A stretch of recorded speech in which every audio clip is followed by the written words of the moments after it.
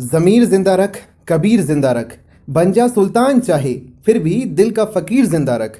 हौसले के तरकस में कोशिश का वो तीर जिंदा रख। हार जा जिंदगी में चाहे सब कुछ, मगर फिर से जीतने की हर उम्मीद जिंदा रख। जय हिंद साथियों, अंत्योदय एकेडमी में आपका स्वागत है और स्वागत है आपका हमारी रैपिड एमसीक्यू श्रृंखला में, जिसमें हम मध्य प्रदेश की जलवायु और मिट्टियों से संबंधित लगभग सभी महत्वपूर्ण प्रश्नों को हल करेंगे। यहाँ पर प्रश्नों की संख्या 120 से अधिक रखी गई है। तो आइए देखते हैं आज का पहला प्रश्न। पहला प्रश्न है, मानसून शब्द की उत्पत्ति किस भाषा से हुई है?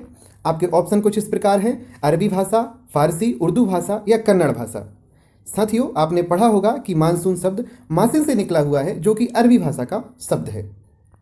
अगला प्रश्न है कि मध्य प्रदेश में किस प्रकार की जलवायु पाई जाती है? साथियों, आपको पता होगा कि जो भारत की जलवायु है उसी का प्रतिरूप ही मध्य प्रदेश की जलवायु होती है।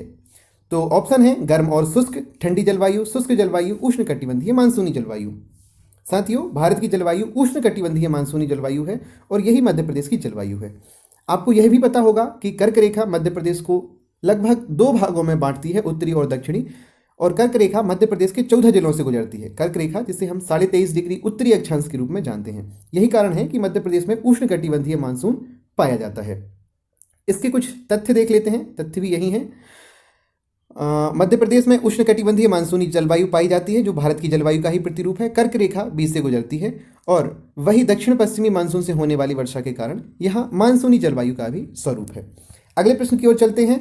ग्रीष्म ऋतु में मध्य प्रदेश में कितने डिग्री सेल्सियस डिग्री की तापमान रेखा राज्य को उत्तरी व दक्षिणी 2 बराबर भागों में बांटती है? कौन सी समताप रेखा उत्तरी और दक्षिणी भागों में बांटती है? ऑप्शन है 40, 43, 42 या 23 डिग्री। साथियों, सही उत्तर है 40 डिग्री। 40 डिग्री सेल्सियस की समताप रेखा मध्य प्रदेश को उत्तरी और दक्षिणी भागों में बांटती है। महत्वपूर्ण तथ्यों की बात करें तो समताप रेखाएं क्या होती हैं? समताप रेखाएं ऐसी कल्पित रेखाएं होती हैं जो समान ताप वाले स्थानों को मिलाते हुए खींची जाती हैं। 40 डिग्री समताप रेखा ग्रीष्म काल में यानी गर्मियों के दिनों में मध्य प्रदेश को 2 बराबर भागों में बांट देती है।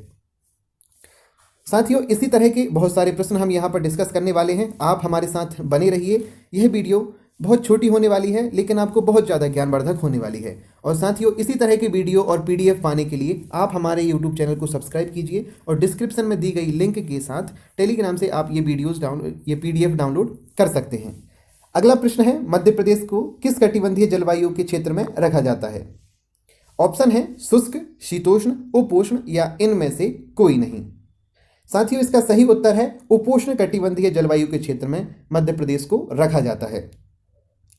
अगला प्रश्न है, जलवायु मुख्यतः कितने प्रकार की होती है? ऑप्शन यहां पर दिए गए हैं 2, 3, 4 या 7। तो जलवायु मुख्यतः 2 प्रकार की होती है। पहली होती है उष्णकटिबंधीय, दूसरी होती है शीतोष्ण कटिबंधीय। विभिन्न आयामों में जलवायु के अन्य प्रकार भी होते हैं। जैसे तापमान के आधार पर पृथ्वी की जलवायु को 3 उपवर्गों में रखा जाता है, जैसे उष्णकटिबंधीय, शीतोष्ण कटिबंधीय तथा ध्रुवीय। वर्षा के आधार पर फिर अलग रूप में बांटा जाता है, जैसे शुष्क जहां पर वर्षा कम होगी, आर्द्र जहां पर ज़्यादा होगी, ऋतुवत शुष्क और ऋतुवत आर्द्र, यानी कि ऋतु के समय पर शुष्क रहेगा और अन्य ऋतु में आर्द्र रहेगा। इस तरह से इनको बांटा जाता है। अगले प्रश्न की ओर रुख करते हैं। साथियों, जो यह वीडियो हम यहाँ पर डिस्कस कर रहे हैं, इसका पीडीएफ आप हमारे ऐप से, जिसकी लिंक डिस्क्रिप्शन में, और टेलीग्राम, इसकी भी लिंक डिस्क्रिप्शन में दी गई है, वहाँ से इसको आप डाउनलोड कर सकते हैं। अगला प्रश्न है, प्रदेश में सर्वाधिक औसत तापमान वाला जिला कौन सा है? औसत तापमान होता है ग्वालियर, राजगढ़, भिंड या बालाघाट में, यह आपको बताना है। साथियों, औसत तापमान हमारे ग्वालियर जिले में पाया जाता है। इससे पहले हमने पढ़ा था कि 40 डिग्री समताप रेखा जो होती है वो ग्रीष्म ऋतु में मध्य प्रदेश को उत्तरी और दक्षिणी भागों में विभाजित करती है और औसत तापमान ग्वालियर में पाया जाता है। अगला प्रश्न है, मध्य प्रदेश में ऋतु वेधशाला का निर्माण इंदौर में किया गया था और यह कब किया गया था, यह आपको बताना है। यहाँ पर ऑप्शन है 2008, 11, 16 और 2013। अब साथियों, ये तो आपको दिख गया होगा, 2013 इसका सही उत्तर है। 2013 में मध्य प्रदेश में ऋतु वेधशाला स्थापित की गई थी और साथियों, मलखंभ को भी 2013 में ही राजकीय खेल घोषित किया गया था, यह आपको याद रखना है। अन्य महत्वपूर्ण तथ्य, एकमात्र ऋतु वेधशाला है जो कि इंदौर में स्थित है 2013 में। अगला प्रश्न है, मध्य प्रदेश की जलवायु को प्रभावित करने में निम्नलिखित में से कौन से कारक उत्तरदायी हैं? कौन कौन से कारक हैं?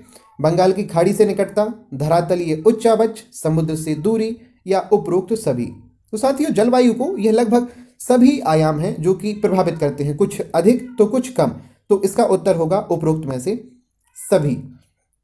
अगला प्रश्न है, मध्य प्रदेश को पूर्वी एवं पश्चिमी दो भागों में विभाजित करने वाली समवृष्टि रेखा क्या है? साथियों, कंफ्यूज नहीं होना है। इससे पहले हमने आइसो लाइन पढ़ी थी, आइसोथर्म पढ़ी थी, जिसका अर्थ होता है समताप रेखा, जो 40 डिग्री थी। अब यहां पे पूछा गया है आइसो हाइट, जिसे बोला जाता है समवृष्टि रेखा।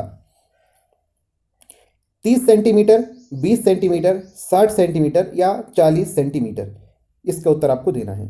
साथियों, सही उत्तर है इसका 60 सेंटीमीटर। 60 सेंटीमीटर समवृष्टि रेखा मध्य प्रदेश को पूर्वी और पश्चिमी भागों में विभाजित करती है।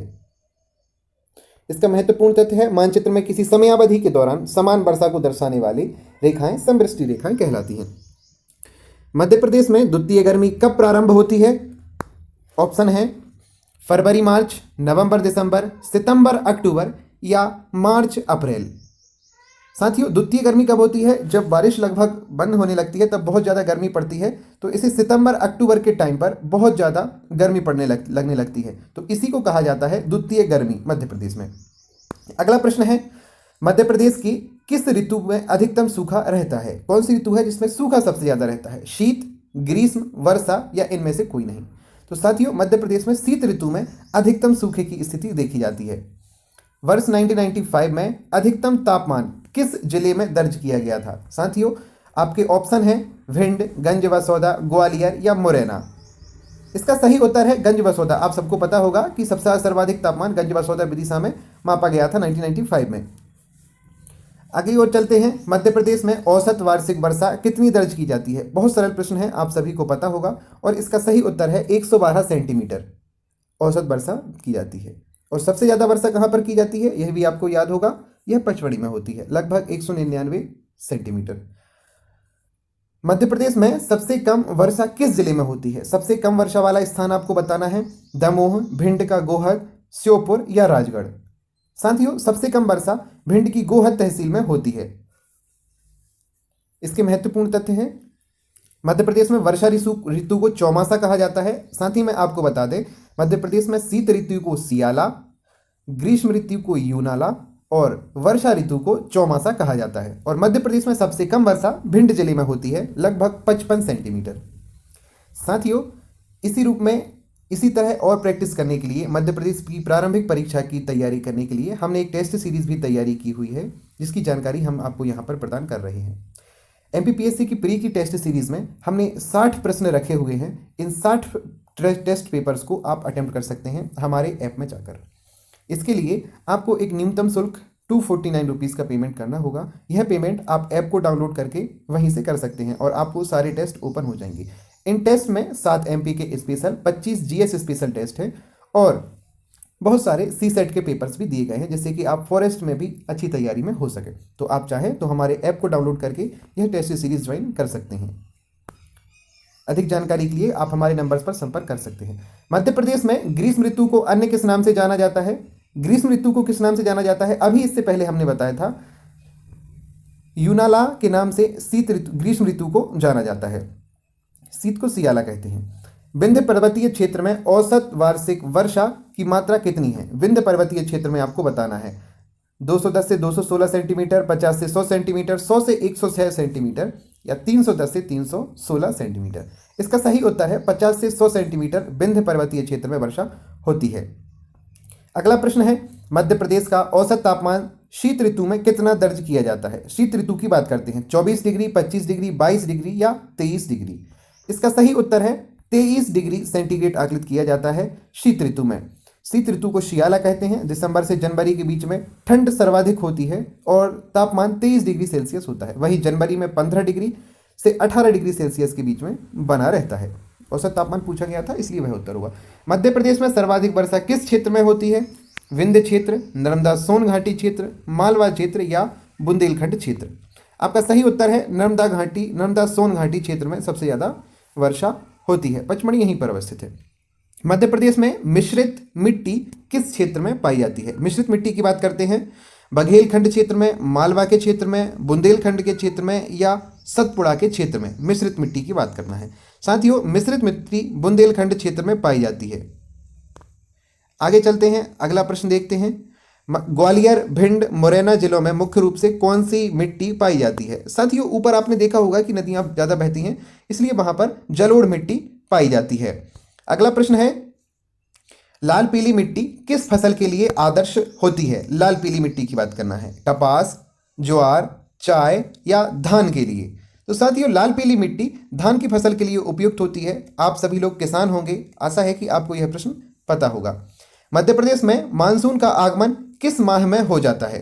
मई, जुलाई, अगस्त या जून? तो साथियों, मध्य प्रदेश में 15 जून को लगभग मानसून आ जाते हैं, तो इसका उत्तर यह हो जाएगा। मालवा के पठार में किस प्रकार की जलवायु पाई जाती है?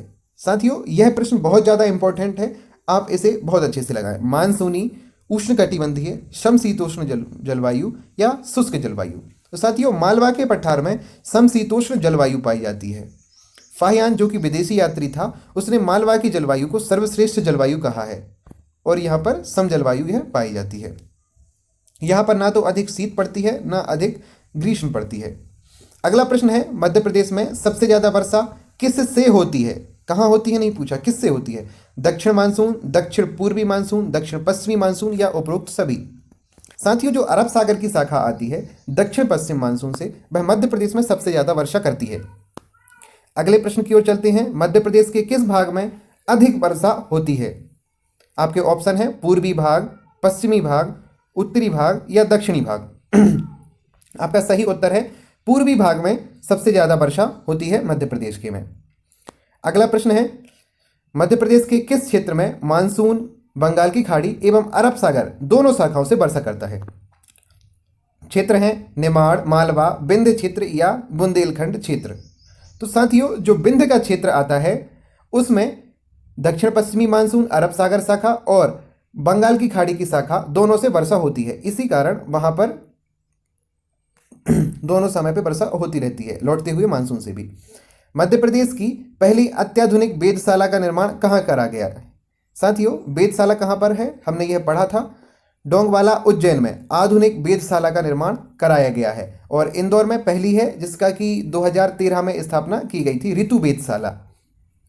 और डोंगवाला, उज्जैन में अत्याधुनिक वेधशाला की स्थापना की गई है। विज्ञान एवं प्रौद्योगिकी परिषद उज्जैन जिले की महिदपुर तहसील की प्रथम अत्याधुनिक वेधशाला का स्थापना का उद्देश्य डोंगला को खगोल विज्ञान अनुसंधान के केंद्र के रूप में विकसित करना है।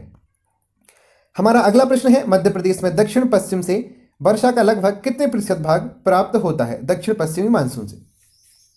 75%, 80%, 85% या 98%? साथियों, दक्षिण पश्चिम मानसून से लगभग 85% वर्षा मध्य प्रदेश को प्राप्त होती है। जो बंगाल की खाड़ी रहती है उससे केवल 15% ही वर्षा हो पाती है।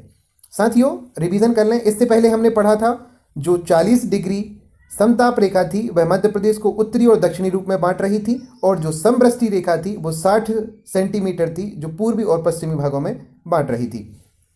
प्रश्न है, मध्य प्रदेश में पूर्व से पश्चिम एवं उत्तर से दक्षिण की ओर वर्षा की मात्रा में क्रमशः क्या परिवर्तन दिखाई देता है?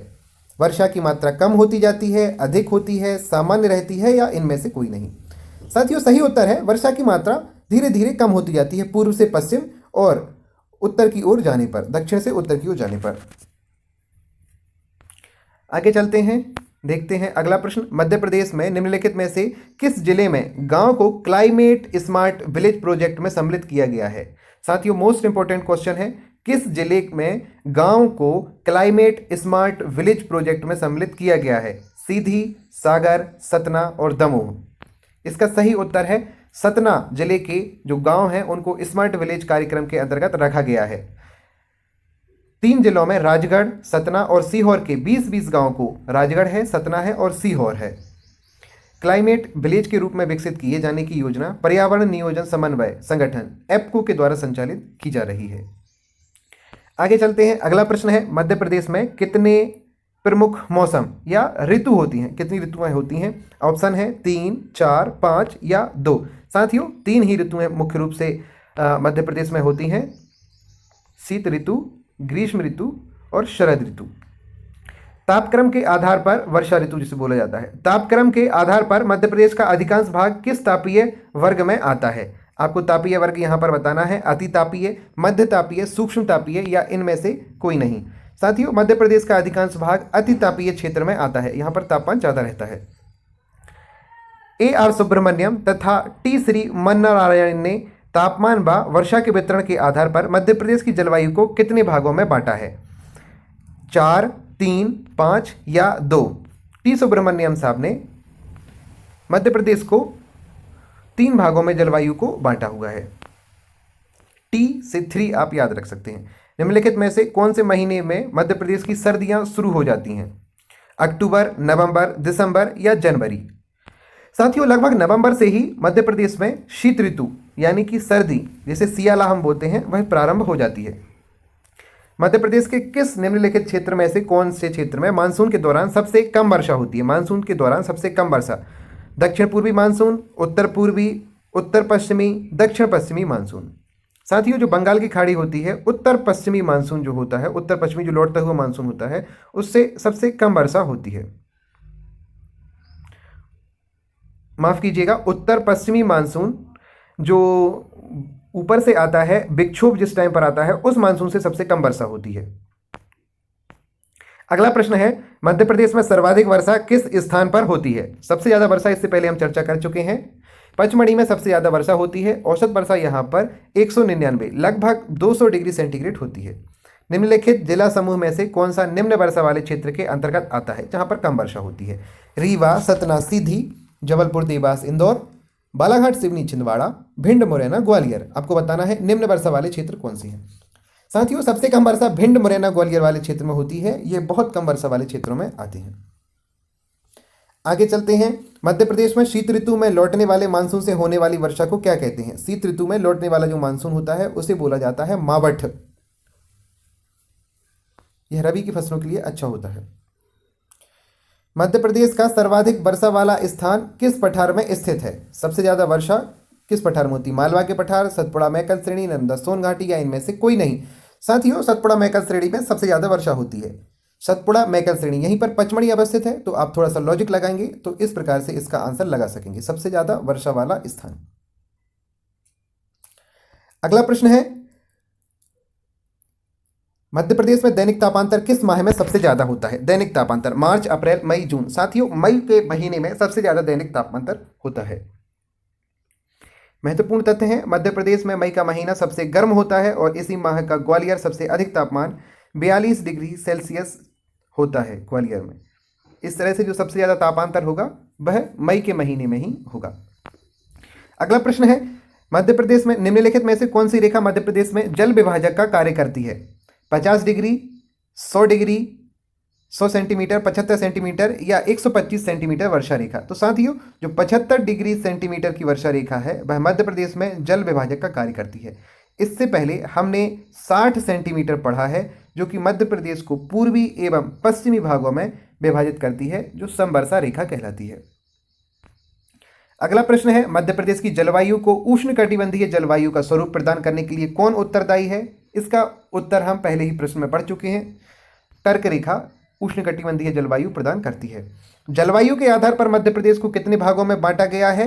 3, 6, 5 या 7? तो साथियों, मध्य प्रदेश को 5 भागों में बांटा गया है। आपको याद होगा यह मध्य प्रदेश के 5 जलवायु क्षेत्र हैं। उत्तर का मैदानी क्षेत्र, मालवा का पठार, बघेलखंड का पठार, बुंदेलखंड का पठार और विंध्य पर्वतीय क्षेत्र, नर्मदा घाटी। इस तरह से 5 भागों में बांटा गया है। किस क्षेत्र में ग्रीष्म ऋतु में अत्यधिक गर्मी तथा सर्दी में साधारण सर्दी पड़ती है? आपके ऑप्शन है नर्मदा घाटी, विंध्याचल का पर्वतीय पहाड़ी प्रदेश, उत्तर का मैदान, मालवा का पठार। साथियों, नर्मदा घाटी क्षेत्र में बहुत ज्यादा गर्मी तथा साधारण ठंड पड़ती है, यह आपको पता होगा। सूर्य के उत्तरायण होने से प्रदेश में क्या परिवर्तन होगा? उत्तरायण जैसे ही होगा तापमान में वृद्धि होगी, कोई परिवर्तन नहीं होगा, तापमान में कमी होगी, सभी असत्य हैं। जैसे ही उत्तर की ओर आएगा सूर्य तो तापमान में वृद्धि अपने यहाँ पर होने लगती है। अगला प्रश्न है, सूर्य की किरणें किस रेखा पर लंबवत पड़ने से मध्य प्रदेश में अधिक गर्मी पड़ेगी? तो कर्क रेखा पर जब सूर्य चमकेगा तो सबसे ज्यादा गर्मी पड़ेगी। सरल प्रश्न था। मध्य प्रदेश में वर्षा के औसत संबंध के आधार में निम्न कथनों को छांटिए। यहाँ पर कुछ कूट दिए गए हैं, इनको आपको छांटना है। 75 सेंटीमीटर से कम वर्षा वाला क्षेत्र निम्न वर्षा वाला क्षेत्र कहलाता है। 75 से 100 सेंटीमीटर वाला औसत वर्षा औसत से कम वर्षा वाला क्षेत्र, और 100 सेंटीमीटर वर्षा औसत वर्षा। 125 से 150 सेंटीमीटर वर्षा वाला अधिक वर्षा वाला क्षेत्र कहा जाता है। आपको सही उत्तर बताने हैं, इनमें से कौन कौन से हैं। साथियों, इसके सही उत्तर हैं 1, 2, 4, यानी कि 100 सेंटीमीटर वर्षा औसत वर्षा नहीं है, क्योंकि यह हमने आपको पहले बताया है कि मध्य प्रदेश में औसत वर्षा 112 सेंटीमीटर होती है, इसलिए यह ऑप्शन गलत है। अगले प्रश्न पर चलते हैं। मध्य प्रदेश में मालवा के पठार के अंतर्गत पाई जाने वाली जलवायु के संदर्भ में निम्नलिखित में से कौन सा कथन गलत है। मालवा के पठार की जलवायु में, मालवा के पठार में समशीतोष्ण जलवायु है। मालवा के पठार पश्चिमी एवं उत्तर पश्चिम भाग में 50 से 75 सेंटीमीटर वर्षा होती है, पश्चिमी और उत्तरी भाग में। मालवा के पठार के अंतर्गत अरब सागर की मुंबई शाखा से अधिकांश वर्षा होती है। मालवा के पूर्वी भाग में बंगाल की खाड़ी द्वारा कम तथा पश्चिमी भाग में सर्वाधिक वर्षा होती है। ऑप्शन डी बहुत ज़्यादा गलत है। ये बोल रहे हैं कि मालवा के पूर्वी भाग में, मालवा का पठार का जो पूर्वी भाग होगा अर्थात सीहोर रायसेन वाला, इस भाग में बंगाल की खाड़ी द्वारा कम वर्षा होगी, और जो पश्चिमी भाग होगा जो झाबुआ अलीराजपुर वाला होगा उसमें ज़्यादा होगी। यह संभव नहीं है, क्योंकि बंगाल की खाड़ी से इस तरफ से मानसून आएगा तो ज़्यादा बरसात पूर्वी भाग में होगी मध्य प्रदेश के, ना कि पश्चिमी भाग में। आगे चलते हैं अगले प्रश्न की ओर। अगला प्रश्न है, मध्य प्रदेश में निमाड़ क्षेत्र के अंतर्गत कम वर्षा होने का प्रमुख कारण क्या है। निमाड़ क्षेत्र में यह सिर्फ चक्रवाती वर्षा होती है, समुद्र तट से इसकी दूरी ज़्यादा है, इस क्षेत्र में सतपुड़ा पर्वत श्रृंखला की वृष्टि छाया पड़ती है, और दक्षिण पश्चिमी मानसून का कोई प्रभाव नहीं होता। साथियों, यह वृष्टि छाया प्रदेश में आ जाता है, इसके कारण यहाँ पर वर्षा कम होती है। वृष्टि छाया प्रदेश क्या होता है? ऐसा प्रदेश जहाँ पर वर्षा मानसूनी हवाएं आने, जहाँ से मानसूनी हवाएं आती हैं उनके बीच में यदि कोई अवरोध या पर्वत आ जाता है, जिसकी वजह से जो मानसूनी पवनें हैं अपनी आर्द्रता अर्थात वर्षा को वहीं पर स्थान पर कर देती हैं, जिससे कि पर्वत के पीछे वाला भाग वर्षा से वंचित रह जाता है, वही भाग वृष्टि छाया प्रदेश कहलाता है। अगला प्रश्न है, 27 जुलाई 2008 को मैटनेट ई गवर्नेंस के लिए इंट्रा IMD पोर्टल कहां से प्रारंभ किया गया है। Intra IMD portal Bhopal, Indore, Jabalpur या छिंदवाड़ा। साथियों, इसका सही उत्तर है भोपाल से मैटनेट ई गवर्नेंस के लिए इंट्रा IDM पोर्टल प्रारंभ किया गया है। राजधानी भोपाल है, इसलिए यहां से स्टार्ट किया गया है। प्रादेशिक मौसम केंद्र भोपाल द्वारा मौसम विज्ञान विभाग के मैटनेट टीम द्वारा डेटाबेस और विभिन्न ई गवर्नेंस संबंधित गतिविधियों के मानकीकरण के लिए एक पहल और एक समन्वित प्रयास है, जो कि 27 जुलाई 2008 से शुरू किया गया है। मध्य प्रदेश में उप क्षेत्रीय मौसम केंद्र कहां पर है। उप क्षेत्रीय मौसम केंद्र, इससे पहले हमने पढ़ा था ऋतु वेधशाला, जो कि इंदौर में थी, 2013 में स्थापित थी। डोंगवाला, जिसमें अत्याधुनिक वेधशाला स्थापित की जा रही है, डोंगवाला उज्जैन में। अब पूछ रहे हैं मध्य प्रदेश उप क्षेत्रीय मौसम केंद्र कहां पर है। ऑप्शन है इंदौर, भोपाल, सिवनी या जबलपुर। साथियों, भोपाल में ही मध्य प्रदेश का उप क्षेत्रीय मौसम केंद्र स्थापित किया गया है। यदि आप भोपाल आए होंगे तो आपने यहां पर देखा होगा, DV मॉल के एरिया में ही है स्थित किया गया है। इसके ऑप्शन, अगला प्रश्न है, मध्य प्रदेश के उज्जैन जिले में के डोंगवाला में स्थित अत्याधुनिक वेधशाला का नाम किस खगोल शास्त्री के नाम पर रखा गया है। आर्यभट्ट, भास्कराचार्य, वराह मिहिर या सुब्रमण्यम चंद्रशेखर। साथियों, वराह मिहिर के नाम पर ही उज्जैन की अत्याधुनिक वेधशाला का नाम रखा गया है, जो कि डंगला में स्थित है। मध्य प्रदेश में ग्रीष्म ऋतु के अंतर्गत उत्तरी भाग में चलने वाली गर्म हवाओं को क्या कहा जाता है। साथियों, गर्मी में अपने यहाँ पर लू चलती है, आपको यह पता होगा। महत्वपूर्ण तथ्य हैं, ग्रीष्म ऋतु में चलने वाली गर्म हवाएं के अलग अलग नाम हैं, जैसे कि चिनूक, चिनूक कहा जाता है USA एवं कनाडा में। चिनूक को हिमभक्षक, स्नो ईटर जिसे कहते हैं, चिनूक ही है। फॉन आल्प्स पर्वत पर चलती है। सिराको इटली में चलती है, यह रक्त वर्षा कराती है। यह धूल भरी आंधियों को लेकर जाती है और आर्द्रता को लेकर नीचे गिरती है, तो जो वर्षा होती है वह लाल होती है, इसलिए रक्त वर्षा कहा जाता है। हरमट्टन सहारा मरुस्थल में चलती है। ब्लैक रोलर उत्तरी अमेरिका के मैदानों में चलने वाली हवा है। अगला प्रश्न है, मध्य प्रदेश का चेरापूंजी किस स्थान को कहा जाता है। साथियों, सबसे ज़्यादा वर्षा जहां पर होती है उसी को चेरापूंजी कहा जाता है, और मध्य प्रदेश में सबसे ज़्यादा वर्षा पचमढ़ी में होती है, लगभग 199 सेंटीमीटर। अगला प्रश्न है, जलवायु परिवर्तन से निपटने के लिए मध्य प्रदेश में पायलट प्रोजेक्ट की शुरुआत कब की गई थी। 13 मई 2017 को, 18 अगस्त 2019 को या 12 जून 2018 को। साथियों, सही उत्तर है 12 जून 2018 को जलवायु से निपटने के लिए पायलट प्रोजेक्ट स्टार्ट किया गया था। पायलट प्रोजेक्ट, इसके तहत एपी को प्रदेश जलवायु संबंधित जानकारियां एकत्रित करेगा। सरकार की मंशा थी कि इससे संबंधित डाटा उपलब्ध रहेंगे तो नीति नियमों को बनाने में और जो जलवायु के प्रभाव हैं उनसे निपटने में आसानी होगी। 2018 आप याद रखिएगा। निम्नलिखित में से किसके समन्वय से मध्य प्रदेश में पायलट प्रोजेक्ट की शुरुआत की गई है? भारत सरकार, बर्ड रिसोर्स इंस्टीट्यूट, दोनों या इनमें से कोई नहीं? साथियों, इसका सही उत्तर है बर्ड रिसोर्स इंस्टीट्यूट और भारत सरकार दोनों के साथ से। राज्य जलवायु परिवर्तन ज्ञान प्रबंधन केंद्र कहां पर है? मध्य प्रदेश का जलवायु। इससे पहले हमने पढ़ा है उप मौसम केंद्र जो कि भोपाल में है। इसके पहले पढ़ा था अत्याधुनिक वेधशाला जिसे वराहमिहिर नाम दिया गया है, यह है डांगला उज्जैन में। और ऋतु वेधशाला एकमात्र है जो कि इंदौर में स्थापित की गई है। अब पूछ रहे हैं राज्य का जलवायु परिवर्तन ज्ञान प्रबंधन केंद्र भोपाल, इंदौर, जबलपुर या छिंदवाड़ा? साथियों, भोपाल में ही राज्य का जलवायु परिवर्तन ज्ञान प्रबंधन केंद्र स्थापित किया गया है। 2020 में मध्य प्रदेश शासन ने पर्यावरण नियोजन एवं समन्वय संगठन एप्को के अंतर्गत विशेष जलवायु परिवर्तन इकाई की स्थापना की गई है, जलवायु ज्ञान प्रबंधन केंद्र। निम्नलिखित में से किस मिट्टी की प्रकृति उदासीन होती है? आपको बताना है कि उदासीन कौन सी है, दोमट, कछारी, जलोढ़ या काली? साथियों, जलोढ़ मिट्टी उदासीन प्रकृति की होती है। अगला प्रश्न है, मध्य प्रदेश में काली मिट्टी का विस्तार किन जिलों में पाया जाता है? झाबुआ, रतलाम, धार या इनमें से सभी? साथियों, सभी जिलों में मध्य प्रदेश में काली मिट्टी यहाँ पर पाई जाती है और सबसे ज़्यादा पाई जाने वाली मिट्टी भी काली है। और यह कितने प्रतिशत भाग पर विस्तृत है? यह है 43.44 भाग पर काली मिट्टी पाई जाती है। अगले प्रश्न की ओर चलते हैं। अगला प्रश्न है, उपरोक्त कथनों में से सत्य कथन को छांटना है। इनमें से कौन सा सही है, यह छांटना है। काली मिट्टी में नाइट्रोजन, फास्फोरस व जैविक पदार्थों का अभाव होता है। जलोढ़ मिट्टी का पीएच मान 7 होता है। काली मृदा का निर्माण दक्कन ट्रैप की बेसाल्ट चट्टानों के बेटन और वियोजन से हुआ है।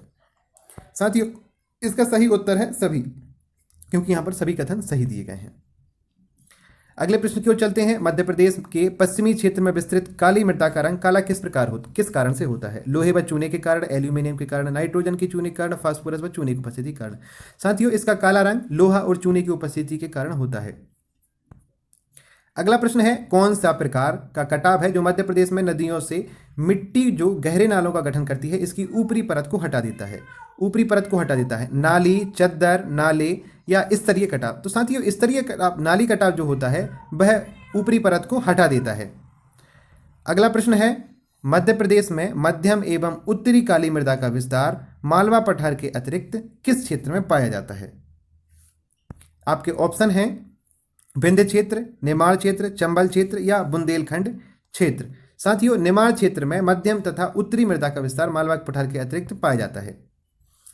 मध्य प्रदेश के निम्नलिखित में से किस जिले में मृदा अपरदन की समस्या सबसे ज्यादा होती है? यह आपको पता होगा। इसका उत्तर है मुरैना। मुरैना में जो उत्खाद भूमि है बहुत ज्यादा है। अगला प्रश्न है, मध्य प्रदेश की उत्खाद भूमि वेटलैंड का परिणाम है। इसका परिणाम क्या होता है? मृदा का अपरदन, अतिचारण का है, मृदीय अपरदन का है, अवनाली का अपरदन का है या वायु अपरदन का है? साथियों, अवनाली का अपरदन यहां पर होता है जो उत्खाद भूमि बनाता है।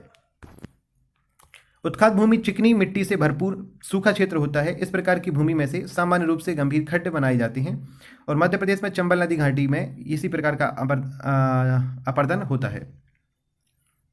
निम्नलिखित में से किस मिट्टी में बालू की अधिकता है?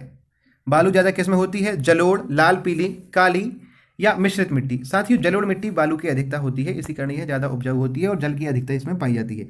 जलोढ़ मिट्टी में किस तत्व की अधिकता होती है? ऑप्शन है नाइट्रोजन, फास्फोरस, पोटास या इनमें से कोई नहीं।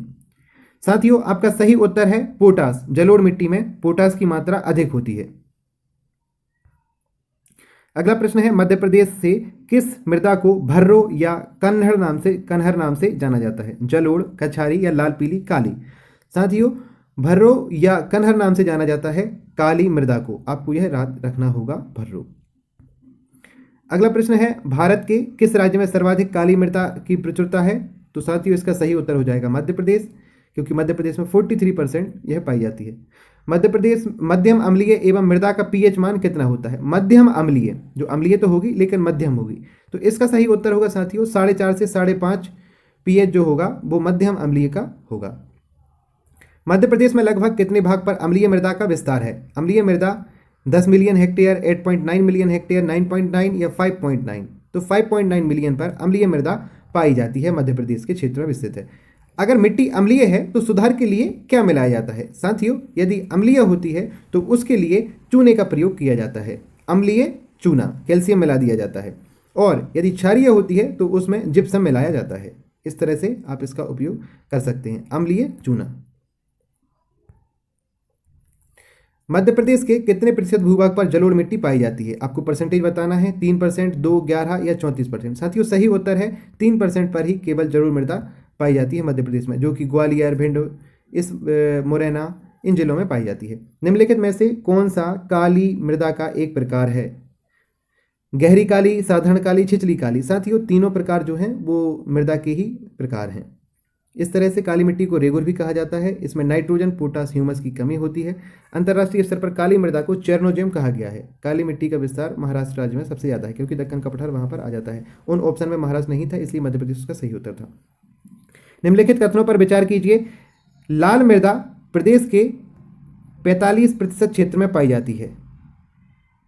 सीधे रूप में गलत है। 43% पाई जाती है काली मृदा। काली मृदा अपसादी चट्टानों की ऋतु क्षरण से बनी हुई है। पानी डालने पर काली मृदा चिपचिपी हो जाती है। आपके सही उत्तर हैं केवल 3। काली मृदा चिपचिपी हो जाती है पानी डालने पर, और काली मृदा अपसादी चट्टानों की ऋतु क्षरण से बनी हुई है, यह गलत है। अपसादी से नहीं बनी हुई है, बेसाल्ट से बनी हुई है। निम्नलिखित में से किस मृदा में बालू की कमी होती है? हमने पढ़ा था बालू की अधिकता जलोढ़ मिट्टी में होती है, और सबसे कम जो बालू होती है वो काली मृदा में पाई जाती है। अगला प्रश्न है, किस मृदा की उर्वरा शक्ति अधिक होती है? उर्वरा शक्ति किस मृदा की अधिक होती है? इसके ऑप्शन हैं जलोढ़, काली, मिश्रित, लाल, पीली। साथियों इसका उत्तर आपको पता होगा कि इसका सही उत्तर जलोढ़ मृदा है। साथियों यदि आपको यह श्रृंखला पसंद आ रही हो तो हमारे चैनल को जरूर सब्सक्राइब करें और हमसे जुड़े रहें। यहाँ पर हम आपको बहुत सारी लाभकारी योजनाओं का लाभ देते रहेंगे, और यह आपकी मध्य प्रदेश की प्रारंभिक परीक्षा और मुख्य परीक्षा, इंटरव्यू सहित संपूर्ण तैयारी यहाँ पर कराई जाती है। यदि आप एक दिवसीय परीक्षा को लक्षित हैं तो इस प्रकार के प्रोग्राम आपको एक दिवसीय परीक्षा में बहुत ज़्यादा लाभकारी साबित होने वाले हैं। आगे चलते हैं, देखते हैं अगला प्रश्न। निक्षालन की प्रक्रिया में से कौन सी मृदा प्रभावित होती है? निक्षालन की प्रक्रिया से आपको पता होगा कि लाल पीली मृदा ज़्यादा प्रभावित होती है। लाल पीली मृदा का निर्माण आर्कियन, धारवाड़, गोंडवाना क्रम की चट्टानों के अपरदन से हुआ है। इसका विस्तार मध्य प्रदेश के संपूर्ण पूर्वी भाग बघेलखंड में हुआ है। यह धान के लिए उपयुक्त मिट्टी है। मध्य प्रदेश में काली मिट्टी के क्षेत्र का विस्तार मालवा पठार के अतिरिक्त कहाँ कहाँ पर पाया जाता है? बुंदेलखंड, नर्मदा घाटी, छत्तीसगढ़ का मैदान या मध्य भारत का क्षेत्र? तो नर्मदा घाटी में पाया जाता है, मालवा क्षेत्र के अलावा। काली मृदा को अन्य किस नाम से जाना जाता है? करेरा, रेगोर, चेरनोजेम, उपरोक्त सभी। साथियों हमने पढ़ा था चेरनोजेम से जाना जाता है, रेगोर के नाम से भी और करेल के नाम से भी जाना जाता है। तो इस तरह आपका उत्तर हो जाएगा उपरोक्त सभी। करेल नाम से काली मृदा को जाना जाता है। मध्य प्रदेश में पाई जाने वाली मृदा में किन पोषक तत्वों की प्रचुरता यानी कि अधिकता होती है? चूना, लोहा, पोटास। साथियों उपरोक्त सभी चूना, लोहा, पोटास मध्य प्रदेश की मृदाओं में पाए जाते हैं। ह्यूमस की कमी यहाँ पर रहती है, नाइट्रोजन की कमी रहती है। मध्य प्रदेश में पाई जाने वाली काली मृदा की प्रकृति क्या है? अम्लीय है, क्षारीय है या उदासीन है? साथियों इसका सही उत्तर है क्षारीय। मध्य प्रदेश में जो मृदा पाई जाती है वह क्षारीय पाई जाती है। मध्य प्रदेश में किस मृदा को कपासीय मृदा के रूप में जाना जाता है? साथियों कपासीय मृदा को काली मृदा के रूप में जाना जाता है, क्योंकि इसमें कपास की उत्पादन ज़्यादा होता है। काली मिट्टी को रेगुड़ मिट्टी कहते हैं, करेल मिट्टी कहते हैं, चेरनोजेम कहते हैं। काली मिट्टी कपास की खेती के लिए ज़्यादा उपयुक्त होती है, इसलिए इसे ब्लैक कॉटन भी कहा जाता है। काली मिट्टी को ब्लैक कॉटन। दक्षिणी बुंदेलखंड क्षेत्र में साधारणतः किस प्रकार की मृदा पाई जाती है? आपके ऑप्शन है काली मृदा, दक्षिणी बुंदेलखंड की बात कर रहे हैं, काली मृदा, जलोढ़ मृदा, लाल मृदा या लेटेराइट मृदा। साथियों इसका सही उत्तर है बुंदेलखंड में, दक्षिण में काली मृदा पाई जाती है। अगला प्रश्न है, मध्य प्रदेश में जलोढ़ मृदा का विस्तार किस भाग में पाया जाता है? तो उत्तरी भाग में हमने पढ़ा हुआ था, ग्वालियर, मुरैना, भिंड, इन जिलों को पढ़ा था। जलोढ़क से भरी मिट्टी को जलोढ़ मृदा कहा जाता है। चंबल नदी घाटी और गंगा के अववाह के कारण यह जलोढ़ मृदा पाई जाती है। इसका क्षेत्रफल लगभग 30 लाख एकड़ में पाया जाता है। मध्य प्रदेश के उत्तरी भाग में विस्तृत जलोढ़ मृदा को किस नाम से जाना जाता है? उत्तरी भाग में जो विस्तृत है उसको जाना जाता है साथियों कछारी और दोमट, दोनों नाम से जाना जाता है। मालवा का पठार किस मिट्टी से बना हुआ है? मालवा के पठार में काली मिट्टी पाई जाती है, यह प्रश्न हम देख चुके हैं। बेसाल्ट और ज्वालामुखी के बेहटन व वियोजन से बनती है। साथियों इस तरह से हमारे आज के प्रश्न समाप्त होते हैं। आपको यह वीडियो कैसा लगा कमेंट में लिखकर जरूर बताइएगा, और साथ ही में इस तरह के और सेशन से जुड़ने के लिए आप लगातार हमारे चैनल से जुड़ते रहिए। यहाँ पर प्रतिदिन एक वीडियो डाली जाती है जो एक टॉपिक को पूरी रूप से कवर करती है। और साथियों इस तरह से आप इन वीडियो के बहुत सारे रूप से सब्सक्रिप्शन लेकर अंत्योदय एकेडमी से जुड़ सकते हैं। जैसे कि आप इस लिंक पर क्लिक करके PDF में यह लिंक PDF पर कारगर होंगी। यूट्यूब से जुड़ सकते हैं, हमारे साथ ऐप से जुड़ सकते हैं, टेलीग्राम पर क्लिक करके जुड़ सकते हैं, व्हाट्सएप ज्वाइन कर सकते हैं और हमारे फेसबुक से भी जुड़ सकते हैं। इस तरह से यहाँ पर सभी जगह आपको महत्वपूर्ण जानकारियाँ शेयर की जाती हैं। धन्यवाद। जय हिंद, जय भारत।